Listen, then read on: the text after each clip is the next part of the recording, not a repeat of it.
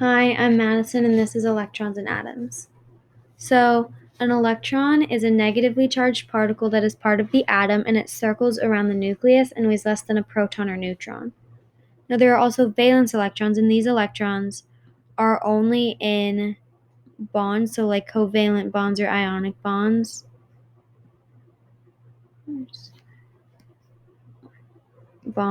They're only in bonds.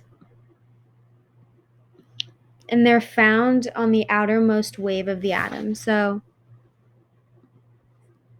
if this is the nucleus, and this is the inner wave. Let's call this the outermost wave. The valence electrons are found like here on the outermost wave.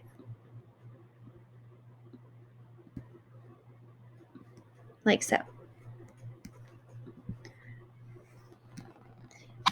And now we have electron configurations, and using electron configurations, there are 4 blocks, S, F, D, and P. And the periodic table, there can be split up into the 4 blocks as well. So here we have the S block, the F block, the D block, and the P block. And this helps you figure out how they're written. And something to note is that the D block is 1 period below. So if this is 3D, it's on period 4. And then the F block is 2 periods below. So if this is 4F, it'll be on period 6. And each block has a different energy level. So this will be the lowest energy, and then P is the highest.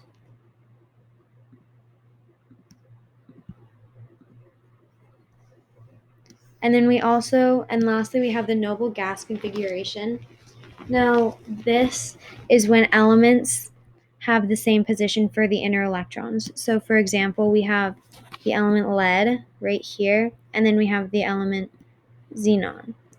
Now, lead shares the same inner electron configuration as xenon. So, here's lead, and then this bit all the way up to the 5p6